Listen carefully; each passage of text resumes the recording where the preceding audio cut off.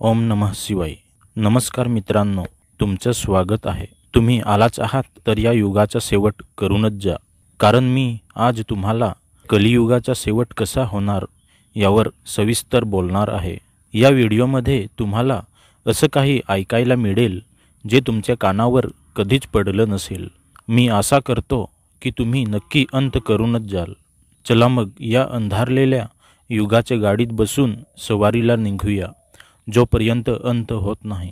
या सृष्टीमध्ये 4 युगाचे राज्य आहे: सत्ययुग, त्रेतायुग, द्वापरयुग आणि कलियुग।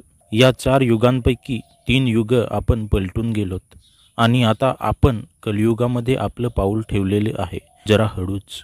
द्वापरयुगामध्ये भगवान श्रीकृष्णाचा जन्म झालेला होता, काही राक्षसांना मारण्यासाठी आणि अधर्माचा नाश करण्यासाठी।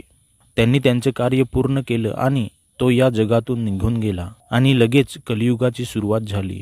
अंदाजे कलियुगाला 5000 वर्ष उलटून गेली। या युगाची सुरुवातच आहे तरी सुद्धा लोकांमध्ये धर्माचा विसर पडत चाललाय। काही लोकांनी पुराण, वेद, भगवद्गीता वाचली असेल, त्यांना नक्की थोडंफार माहीत असेल की या युगाचा अंत कसा होईल।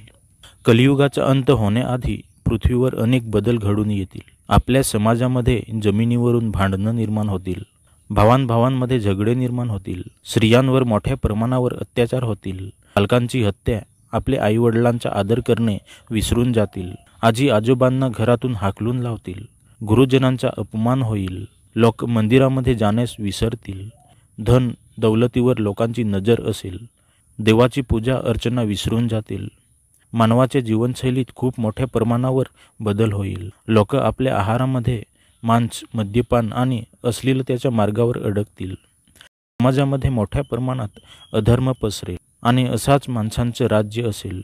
नंतर असं चालता चालता अधर्म खूप मोठ्या प्रमाणावर वाढेल, सोबत आपल्या पृथ्वीवर सुद्धा मोठ्या प्रमाणात हानी होण्यास सुरुवात होईल। कारखान्याच्या धुरामुळे हवामानात बदल होईल, माणसांची जगण्याची वर्ष कमी होत जातील, सोबतच उंची कमी होत जाईल, सूर्य खूप तापेल, चंद्राची स्थिती विस्कळेल, पृथ्वीवर जागोजागी भूकंप येतील, वर्षानुवर्षे दुष्काळ पडेल, लोकांना खाण्यासाठी अन्नसुद्धा नशिबात नसेल, पैशासाठी माणसांची वृत्ती बदलेल, माणसांचा एकमेकांवर विश्वास नसेल, फसवणुकी, चोरी मोठ्या प्रमाणात होईल, आपल्या फायद्यासाठी आईवडिलांना सुद्धा विसरून जातील, लहानपणीच मुलांची लग्न होतील, गरीब लोकांवर शोषण होईल, पर्यावरण नष्ट होत जाईल, प्यायला पाणीसुद्धा मिळणार नाही, माणसांमध्ये राक्षसी वृत्ती निर्माण होईल। अशा युगात धर्माचा एक अंशसुद्धा उरणार नाही।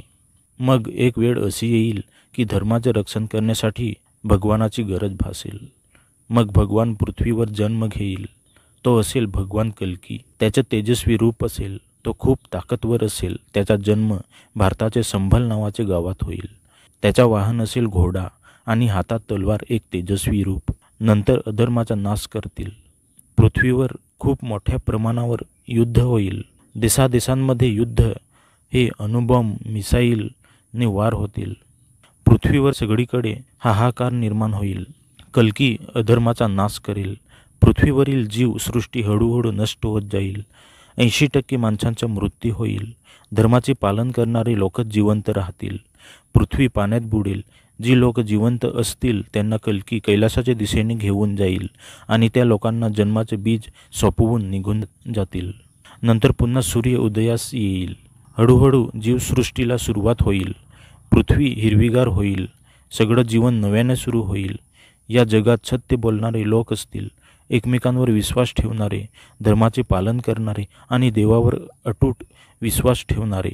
हाच युग म्हणजे सत्ययुग। मित्रांनो, ही साखळी पुन्हा पुन्हा चालत राहील। मित्रांनो, ही साखळी तर चालत राहील, पण आपणाला जगायचं कसं ते आपल्यावर आहे। जो अधर्माकडे वळेल त्याचा नाश निश्चित होईल, पण जो धर्माचं पालन करेल तोच टिकेल। व्हिडिओ आवडला असेल तर लाईक करा, शेअर करा। धन्यवाद।